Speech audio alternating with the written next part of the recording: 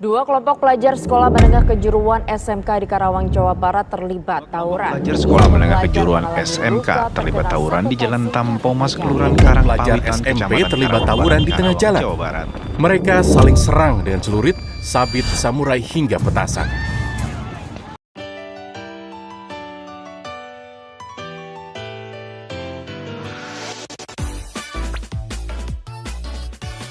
Assalamualaikum warahmatullahi wabarakatuh. Salam sejahtera untuk kita semuanya. Kami dari kelompok patologi sosial dengan tema kenalkan remaja yaitu tawuran akan mempresentasikan hasil tugas besar kami yaitu dengan judul fenomena tawuran sebagai bentuk agresivitas pelajar di Karawang. Saya Siba Permatasari dan kedua rekan saya Nabila Prilia Cahyani dan Nurul Mufiadin akan mempresentasikan hasil tugas yang telah kami teliti. Oke, untuk mempersingkat waktu, materi yang akan dibahas oleh Nurul Mufiadin, silahkan. Baik, terima kasih kepada moderator. Pada era globalisasi membawa dampak yang luas dan cepat dalam transfer informasi dan modeling bagi anak-anak. Media menjadi agen sosialisasi yang semakin kuat peranannya dalam mempengaruhi cara pandang, pikir, tindak, dan sikap seseorang. Informasi yang disosialisasikan melalui media bersifat masif, berskala besar, dan sangat cepat. Anak-anak yang tidak teredukasi dengan baik akan menyerap berbagai informasi tanpa penyaringan sehingga menimbulkan berbagai macam perilaku yang tidak normatif. Menurut data Komisi Nasional Perlindungan Anak pada tahun 2011, telah terjadi 339 kasus tawuran antar pelajar dan terdapat 82 korban jiwa di dalamnya. Penyebab tawuran pelajar bisa berasal dari faktor internal dan eksternal.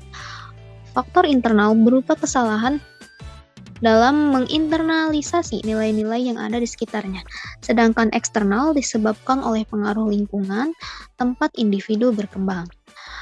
Kasus pembacokan terhadap remaja berinisial HAR yang berumur 14 tahun di Karawang, Jawa Barat. Sebelumnya HAR diduga menjadi korban pembacokan pada bagian punggungnya oleh geng motor saat membangunkan warga untuk sahur pada Sabtu. Usai melakukan serangkaian penyelidikan, tim khusus Sanggabungan Polres Karawang berhasil menangkap FA yang berumur 17 tahun. Wakapolres Karawang, Kompol Prasetyo mengatakan kasus pembacokan itu ternyata dipicu saling ledek antar dua kelompok remaja di media sosial. Dari saling edek itu, kedua kelompok remaja itu kemudian janjian untuk mengadakan tawuran di tempat yang telah disepakati. Perilaku yang tidak normatif sering diistilahkan dengan perilaku juvenile delinquents. Nah, menurut Kartono, juvenile delinquents ini diambil dari dua kata, yaitu juvenilis yang artinya muda, bersifat kemudaan, dan delinquere yang artinya jahat, durjana, pelanggaran, nakal, sehingga juvenile delinquents ini ialah anak-anak muda yang selalu melakukan kejahatan, dimotivir untuk mendapatkan perhatian, status sosial, dan penghargaan dari lingkungannya. Sehingga fenomena dari perilaku juvenile delinquents ini terus terjadi secara berulang yang tidak henti merugikan masyarakat, terutama dari kalangan pendidikan. Baik, selanjutnya akan saya lanjutkan, yaitu hasil dan pembahasan. Menurut Erik Erikson, dikatakan bahwa hidup manusia merupakan urutan konflik psikososial dan krisis identitas, merupakan salah satu tahapan yang dilalui saat remaja. Hal ini dipengaruhi juga oleh stimulus sosial yang merupakan penggerak dinamik dalam pribadi seseorang. Fase perkembangan remaja dibagi menjadi 3, yaitu adolensi dini, yaitu fase yang ditandai dengan meningkatnya hasrat seksual yang diiringi dengan menurunnya tingkat ketekunan dan kreativitas. hubungan mereka dengan orang tua mulai renggang dan mereka mulai mencari kelompok pertemanan. Yang kedua ada adolensi menengah. Pada fase ini, hubungan dengan lawan jenis mulai meningkat dan merasa tertarik akan sesuatu yang bersifat fantasi meningkat. Dan yang ketiga ada adolensi akhir. Pada tahap ini, remaja akan lebih bisa menerima perbedaan yang ada di lingkungannya yang mungkin sebelumnya belum diterima oleh mereka.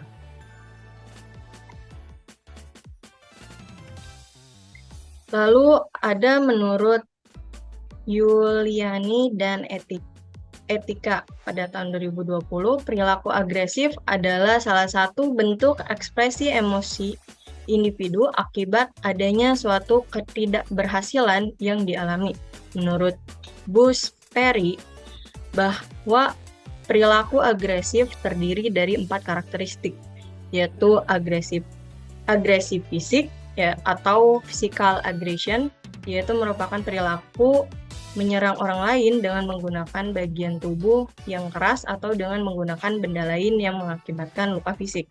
Yang kedua ada agresi verbal atau verbal aggression, yaitu merupakan perilaku verbal terhadap orang lain berupa ancaman atau penolakan, sehingga mengakibatkan korban luka secara psikis. Yang ketiga ada kemarahan atau anger, yaitu respon emosional seseorang yang menunjukkan perasaan marah dan frustasi. Dan yang terakhir ada permusuhan atau hostility, yaitu perilaku verbal yang diungkapkan seseorang secara implisit berupa perasaan curiga pada orang lain dengan tujuan untuk memproteksi diri dari rangsangan yang dianggap berbahaya. Lalu ada hasil wawancara subjek yang kita teliti. Subjek ini berinisial A, merupakan anak yang berusia 14 tahun, menduduki bangku sekolah menengah pertama. Subjek ini merupakan anak laki-laki dan keluarganya tidak terlalu baik. A berkata bahwa sikapnya saat ini bukan ditimbulkan dari pola asuh orang tua, melainkan karena lingkungannya.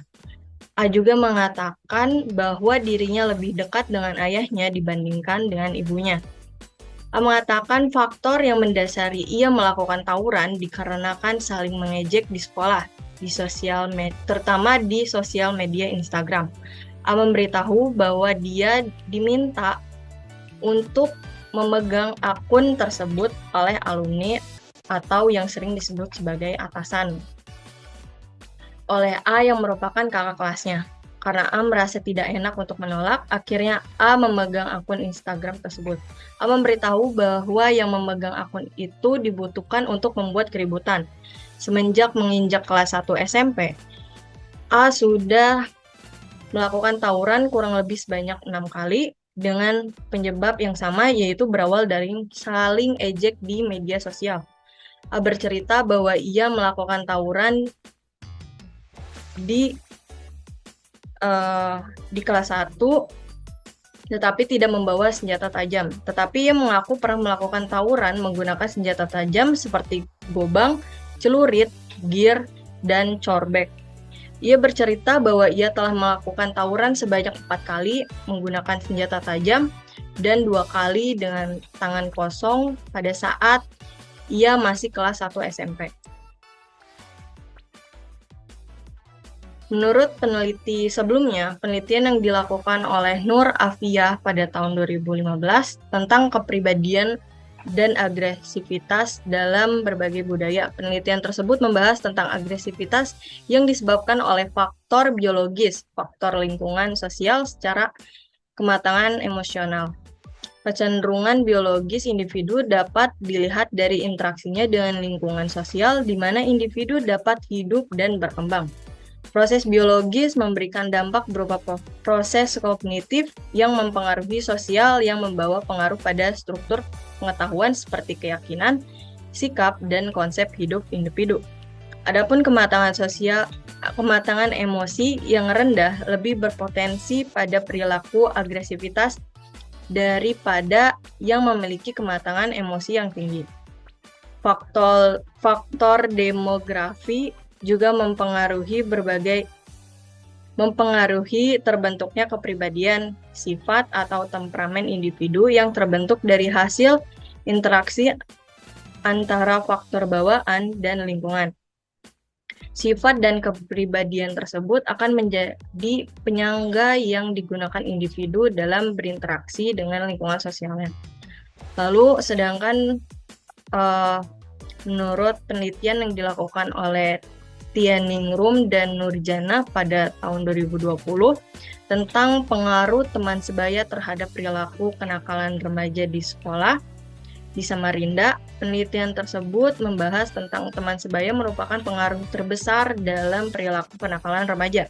Banyak remaja, bahkan anak di bawah umur yang sudah mengenal tawuran, rokok, narkoba, dan perilaku lain yang menyimpang dari nilai dan norma yang berlaku dalam masyarakat hingga harus berurusan dengan hukum. Oke, di sini ada kesimpulan, yaitu melalui penelitian yang telah diperoleh mengenai agresivitas pada remaja yang melakukan aksi tawuran, faktor-faktor yang telah mendukung perilaku agresivitas ini ada gangguan berpikir, gangguan emosional, keluarga, teman sebaya, sekolah, dan lingkungan. Menurut jurnal Sekar 2021, seperti yang terjadi pada subjek A yang yaitu ada faktor eksternal, di mana beberapanya yaitu lemahnya kontrol diri. Hal tersebut menyebabkan mereka emosi, maka dari itu seseorang yang kontrol dirinya lemah, ia akan bertindak agresif kepada siapapun. Lalu terjadinya frustasi karena peristiwa yang buruk menyebabkan subjek menjadi frustasi terhadap kehidupannya saat ini. Lalu ada perbedaan gender. Menurut Baron dan Barney 2005, perbedaan gender pria umumnya lebih agresif daripada wanita, tetapi ini berkurang dalam konteks adanya provokasi yang kuat. Pria lebih cenderung untuk menggunakan bentuk langsung dari agresif, tetapi wanita cenderung menggunakan bentuk agresif tidak langsung.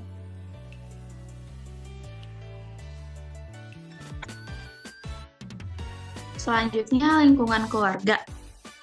Broken home atau keluarga yang tidak harmonis, hal tersebut menyebabkan dampak negatif terhadap subjek, sehingga subjek melakukan tindakan agresif. Seperti pada subjek A, ia telah kehilangan ayahnya dan hanya tinggal ibu tunggalnya saja. Selanjutnya, kurangnya perhatian dari kedua orang tua, subjek merasa tidak memiliki siapa-siapa. Subjek merasa tidak ada yang memperdulikannya, sehingga subjek berperilaku agresif, pun ayahnya tidak peduli. Karena ayahnya kan sudah wafat ya, seperti yang subjek A jelaskan.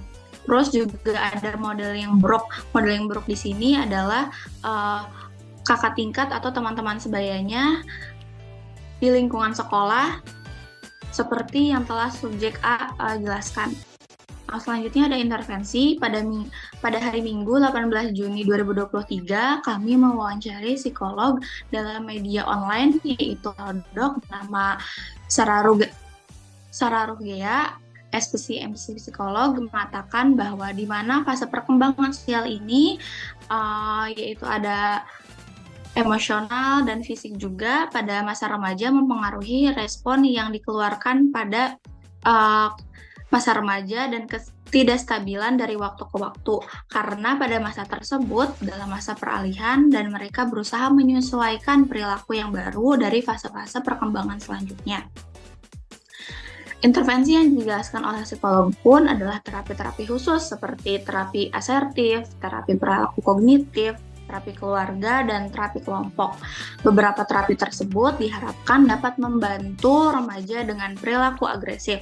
Dengan demikian, tampak jelas bahwa diperlukan penanganan terhadap amarah remaja, terutama remaja yang memiliki kecenderungan amarah yang tinggi.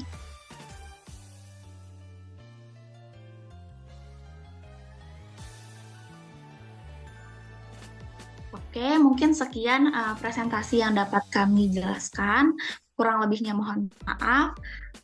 Terima kasih. Wassalamualaikum warahmatullahi wabarakatuh.